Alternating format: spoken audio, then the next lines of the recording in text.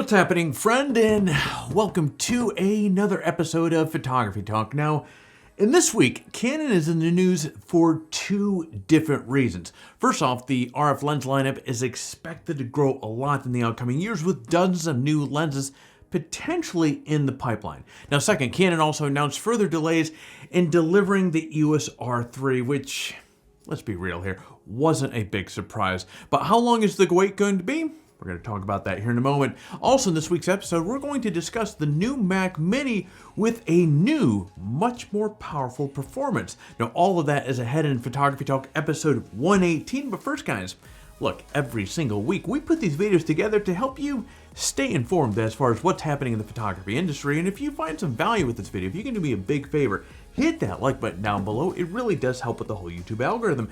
That said, my friend, pull up a seat, and well, it's not really pull up a seat, but let's get on to this week's headlines. Wow, Canon is really in high overdrive here. Now, in a recent interview, Canon's chairman and CEO noted that the company plans to continue releasing new lenses at a very rapid pace.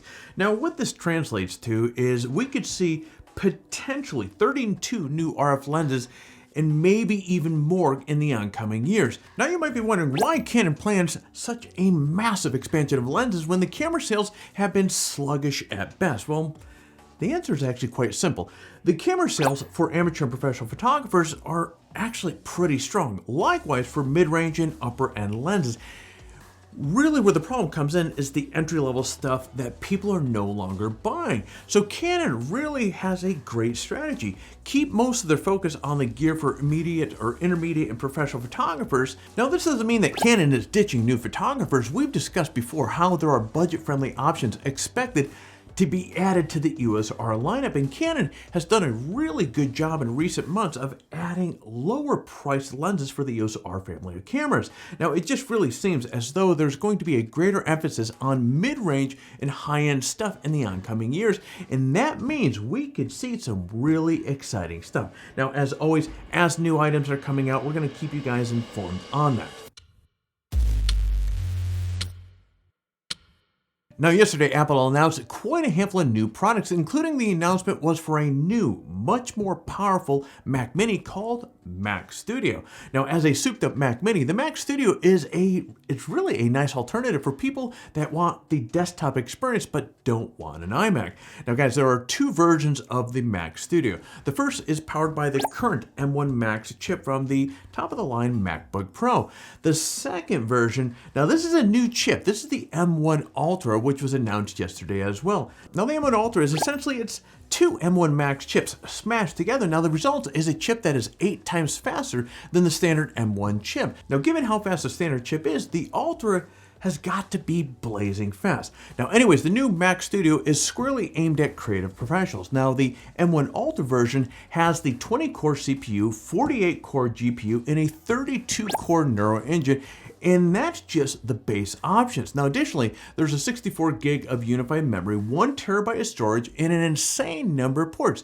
You have 6 Thunder ports, 2 USB-A ports, 1 HDMI port, 1 10 gig Ethernet port, a 3.5 millimeter headphone jack, and 1 SD card slot. Now guys, obviously, there's lots of processing power in this thing as well. Now the Mac Studio is also coming with improved cooling. Now the M1 Max version of the Mac Studio starts at $1,999 and the M1 Ultra starts at a cool $3,999. Now I don't know about you, but I'm really itching to see what a fully spec'd of one of these machines is going to set us back. Let's take a look at that right now. Okay, let's go down. Mac Studio, order now.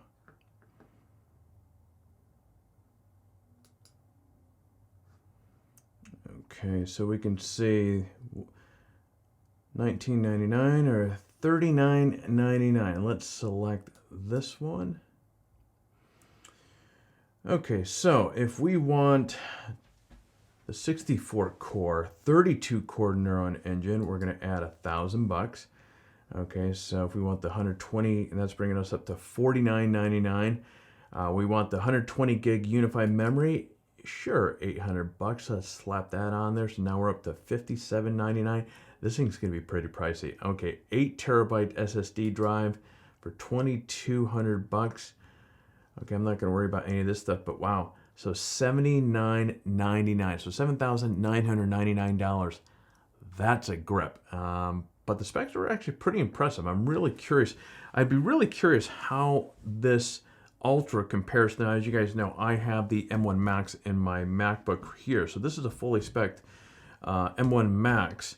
I'm really curious how this new Ultra chip compares to what's in this thing right here.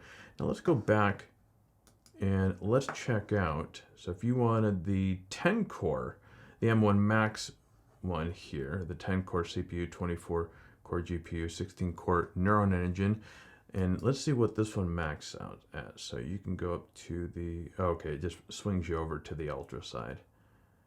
Okay, pretty cool stuff. But let's say if we keep with the Max chip, so we move up to the M1 Max with the 10 core CPU, 32 core GPU, 16 core Neuron engine. We can go with the 64, okay, it looks like the 120 gig unified memory is not available, so but we can go up to 64 gig with that. And let's see, so it's starting off with a 512 storage. If we go with the, I could have sworn the 8 terabyte on the Ultra was $2,200. It's actually $200 more here. I'm kind of curious why that is so. So you're looking at $4,999 for this one fully spec'd out. Actually, so was that, hold on, let's see here. So plus $2,400. Okay, yeah, that upgrades more on this one versus the, I could have sworn the other one was $2,200. Anyways, well, boom, there you go. Well, if you want to pre-order one of these today, I'm going to put a link in the description below. It seems delays for new products are common these days, and we're hearing more and more of it. Now, Canon has announced another delay for the R3 that's really worth noting. Now, people that have ordered the R3 can expect at least a 6-month wait before getting their camera. Now, the delay is due to part of chip shortage, which not a big surprise, but another reason is that the demand for the camera was much higher than Canon expected. So part of this problem is really out of Canon's control, but part of it also seems not understanding what demand might be for the camera. It's quite a bummer that there's nothing that you can do, but the R3 has been delayed.